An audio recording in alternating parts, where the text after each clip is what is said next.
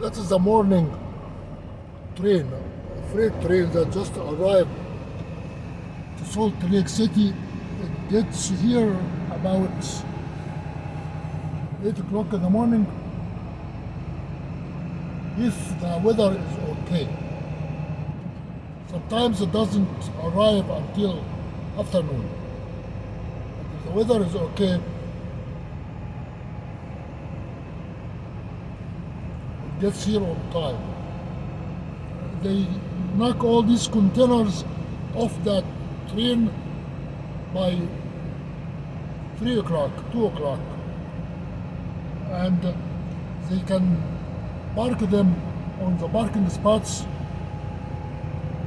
half of them, or maybe 90% of these containers can be put on the parking spots before 4 o'clock. And sometimes you get very unlucky. They don't have enough workers. So you find out your container sitting next to the rail, and you have to do all kind of extreme maneuvers to get your container out of line. As you see now on the ground, you see one line of chassis. Across here, that line is the inner line. Between the line and the rail cars, no, that looks strange. We have to move this chassis closer to the rail to put another line. Or maybe they wanted the lift to load the outer line first.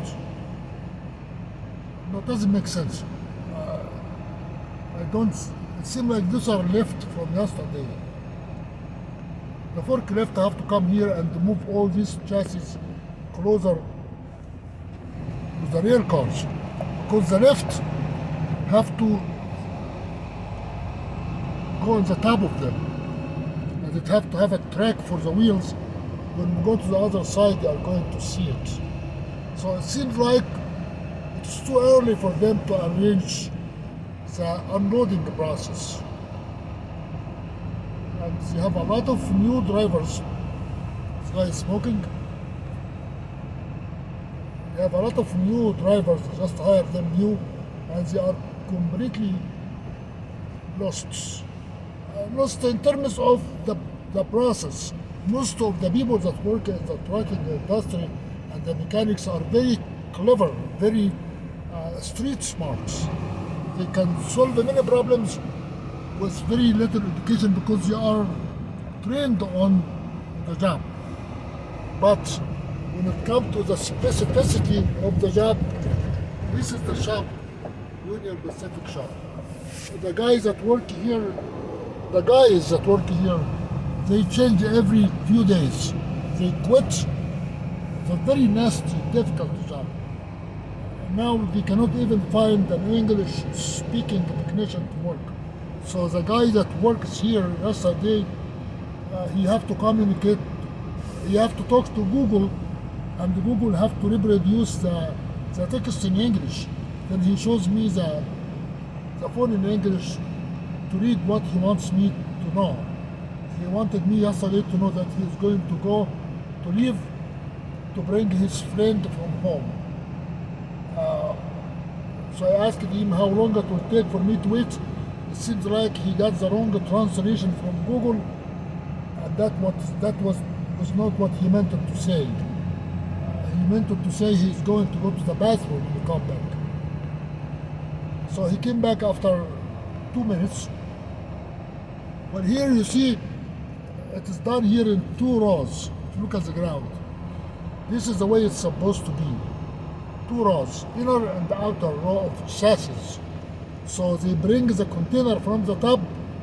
First, if you look at the left there, the left is working on the top.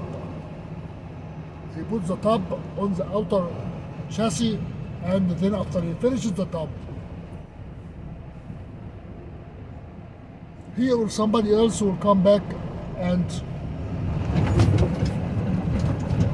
do the bottom row. The reason that he cannot do the top and the bottom is too many. First, when he removes the top, somebody have to come in and remove the locks. There are 4 locks on the top of each container. If you look at here, this one here, all of them have, you look at it, it has locks on the top. So they don't take, this is the guy that is removing them. This guy here, this man here, he is removing, he's not even supposed to do what he's doing. That is devastating. Come on, man. He can fall and break his neck easily. He can fall easily. She was doing the acrobats. Now we are getting very dangerous. Everybody in front of me, behind me, on my side.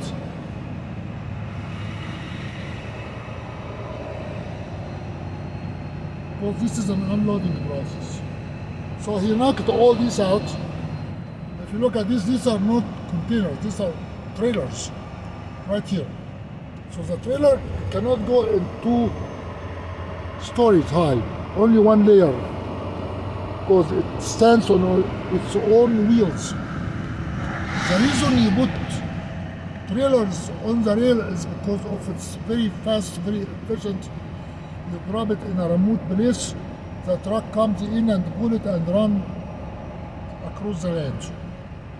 You don't have to put that on a chassis. There is no chassis here.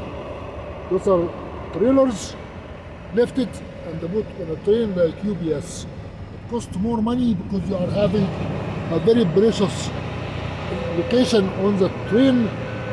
And instead of putting the double decker, you are only have 1 story. And here a strange look. That's very strange to see what I see now. All these trucks here on this side belong to 1 company or 2 companies. They're doing what? Amos. They're doing what? Amos. These are doing flipping. They're flipping the containers. I don't know what they're doing, but they seem to belong at 1 company. And here, the chassis that are stuck on the top of each other to spare the ground area. And here another, I don't know what these people are doing. Those lefts are out of service. This one here, there is another one they used it somewhere.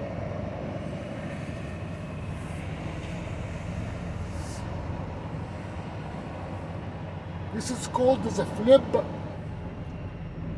line. The flip means you flip your container on another chassis, whether because you have a technical trouble or because you wanted a different chassis.